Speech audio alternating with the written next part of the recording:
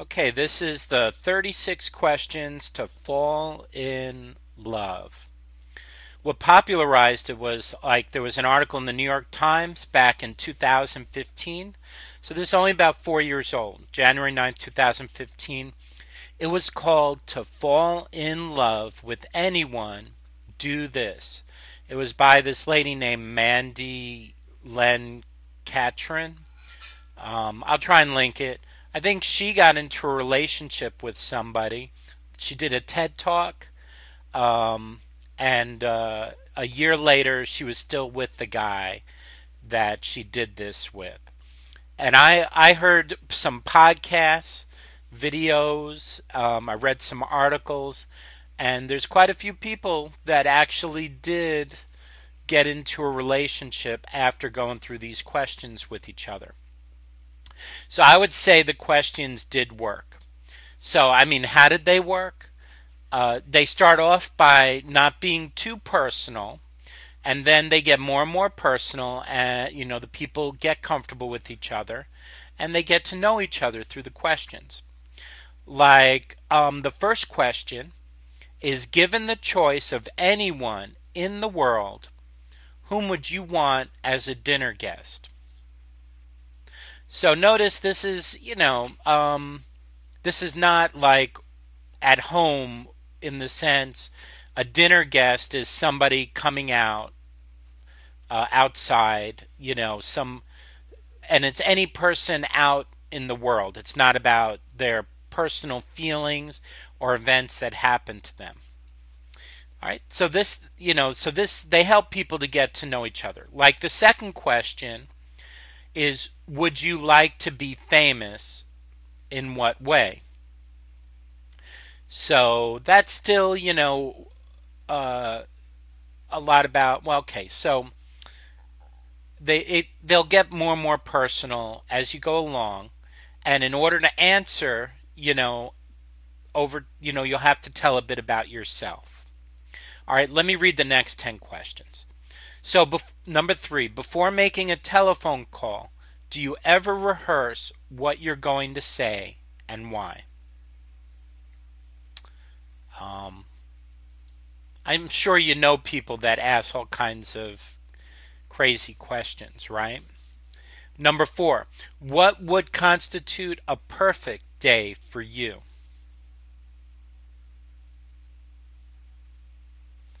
So they're still with the outside experiences. Number 5, when did you last sing to yourself to someone else? When did you sing to yourself? When did you sing to someone else? Number 6, if you were able to live to the age of 90 and retain either the mind or body of a 30-year-old for the last 60 years of your life, which would you want?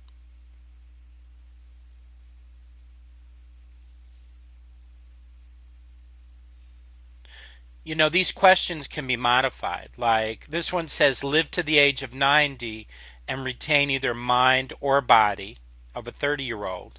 For the last 60 years, what would you want?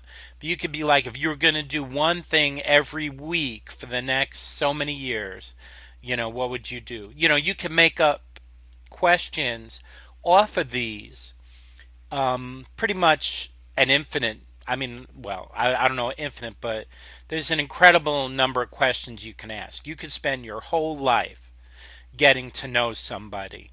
And these questions kind of prove it because there's just so many different kinds of questions you can ask to get to know somebody. Number 7, do you have a secret hunch about how you will die?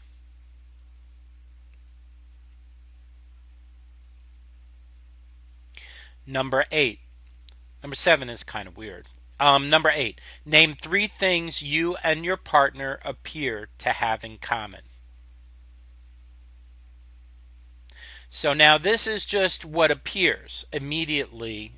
If you're just getting to know somebody, you're each naming 3 things that you think the two of you have in common. Which, by the way, looking for things in common will help you feel more comfortable with the person. You look for All right, number 9. For what in your life do you feel most grateful?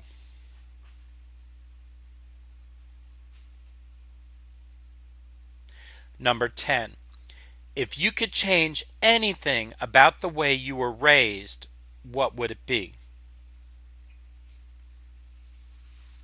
So I should have told you that you and your partner are answering questions. So, number 10, if you can change anything about the way you were raised, what would it be? You're asking that of each other. Number 11.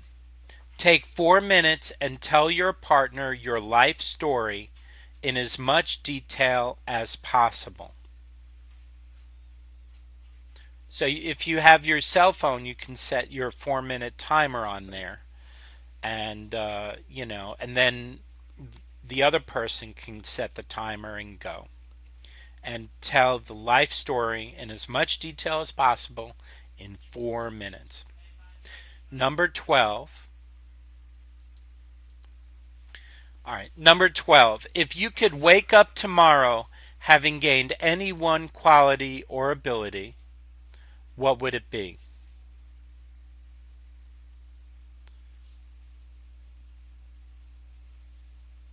So, I mean, an example, you can like ask if you could have a superpower, what would it be? You know, and you can get more and more creative with modifying these questions. So I'm pretty sure you could spend your whole life asking questions and getting to know how somebody feels about stuff. And in fact, they may change their mind as they get older and older. So as you get to know each other through the question and answer, you're beginning to form a relationship and a connection with the other person. That's probably why people fall in love after these questions, and they start dating and developing a relationship. All right, so the first group that we just went through of 12, there's 3 groups of 12. The next group is supposed to be a little more personal. Like number 13 is, if a crystal ball could tell you the truth about yourself, your life, the future, or anything else, what would you want to know? Okay. And I think I mentioned I know this works because I read articles written by people.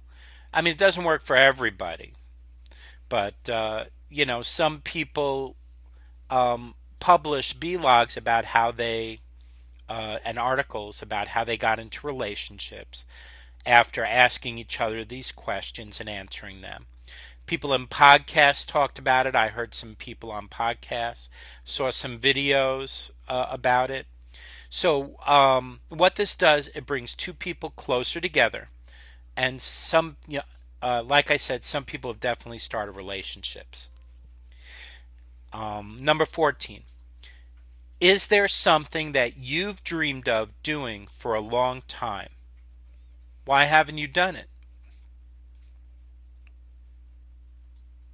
So as an example of the way you can change these questions, instead of dreaming of doing for a long time, you could make it like, is there a place you've dreamed of visiting for a long time?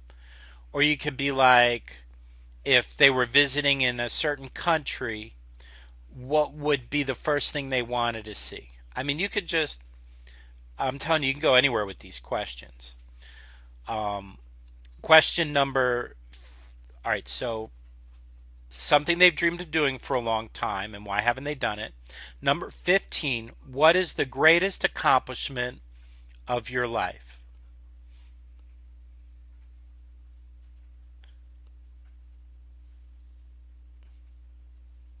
Number 16, what do you value most in a friendship?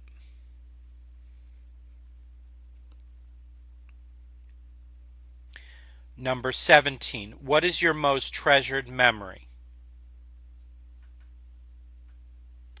Number 18, what is your most terrible memory? So, for example, you see how questions 17 and 18, one is a treasured memory and the other is a terrible memory. So you can ask, what is, what's your favorite memory from your teenage years? What is your um, best family memory? You could take these questions and modify them and get answers to all different kinds of things. So remember, these questions, the 36, are just a starting place. Number 19. If you knew that in 1 year you would die suddenly, would you change anything about the way you are now living? Why?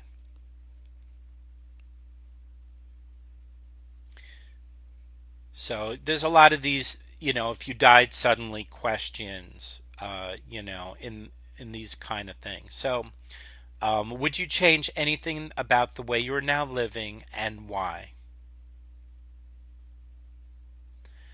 Number 20. What does friendship mean to you?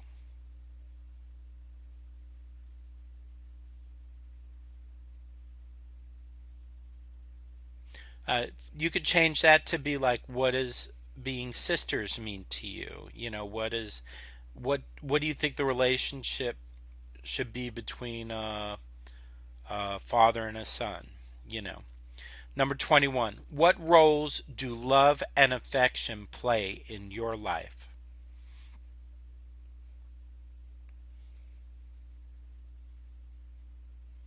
Number 22. Alternate sharing something you consider a positive characteristic of your partner. Share a total of 5 items. So it looks like you're going to take turns and you say something good and they say something good. So that means you must have been paying attention to something about the other person, and it kind of lets you give a compliment. Each of you are giving 5 positive characteristics. You could see how something like this would possibly bring people closer together, because here, all right, well, let's go. Number 23. How close and warm is your family? Do you feel your childhood was happier than most other people's?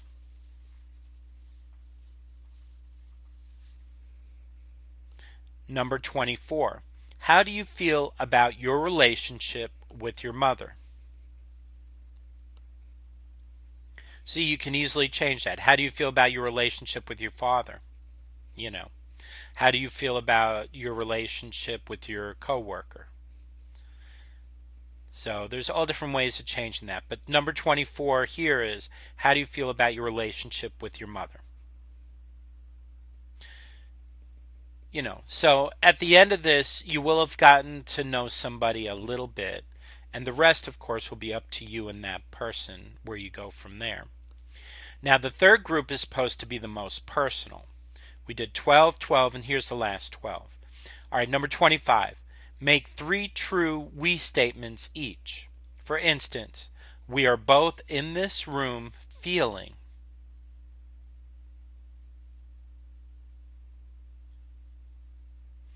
Okay, so you notice there's 2 participants, and putting both people in that kind of scenario can help to form a bond between the 2 people. So, we are both in this room feeling, and you make 3 of those we statements each. All right, number 26. Complete this sentence. I wish I had someone with whom I could share.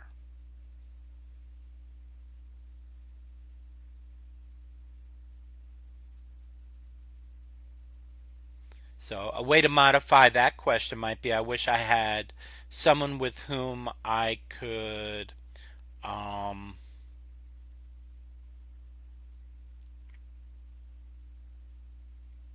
well, anyway, number 27. If you are going to become a close friend with your partner, please share what would be important for him or her to know.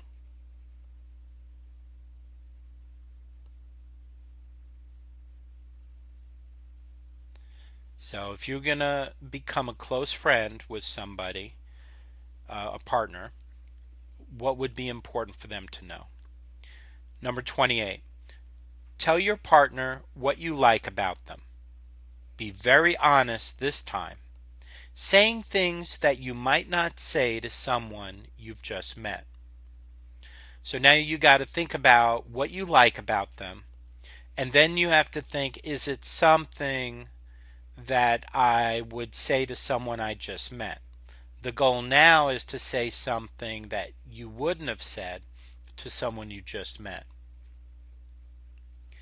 Number 29. Share with your partner an embarrassing moment in your life.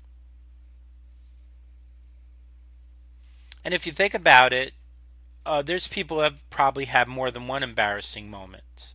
So you can expand these questions. This just says one embarrassing moment, but you could decide to share multiple ones with each other, right? So these questions are just your starting place. I mean, you can really spend your entire life getting to know someone else. And think about this. If you never ask hard questions, then you can expect shallow results in your relationship.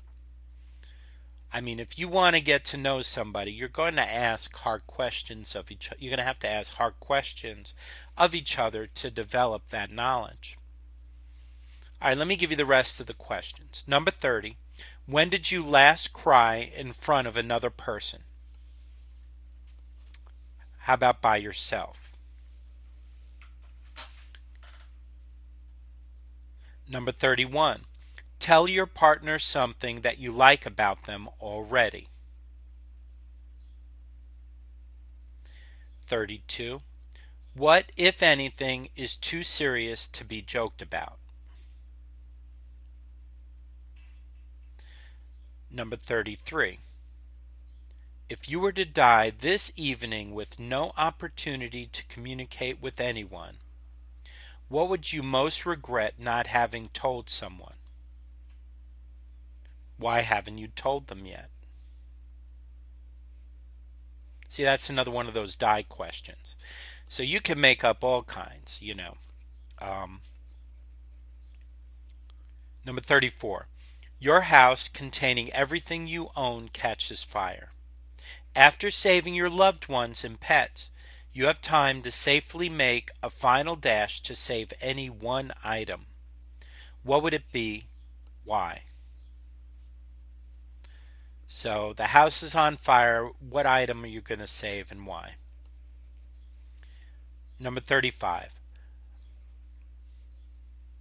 Of all the people in your family, whose death would you find most disturbing? Why?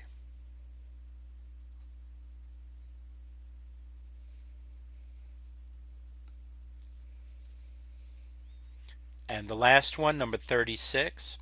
Share a personal problem and ask your partner's advice on how he or she might handle it. I mean, just on number 36, you can make up problems and ask how they would solve them.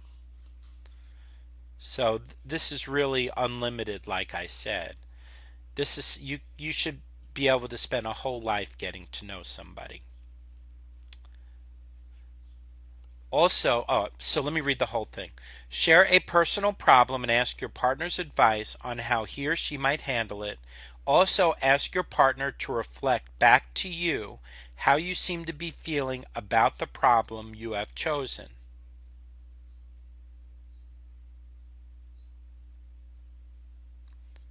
Okay, so you also ask your partner to reflect back to you how you seem to be feeling about the problem you have chosen. Now, at least one person suggested after all this, try staring in each other's eyes without doing anything else for 4 minutes. They say 2 minutes is hard and 4 minutes is incredibly hard. I'll try and link some of the articles if you want to look more up about these questions. And I hope these are a blessing to you. Thank you for listening.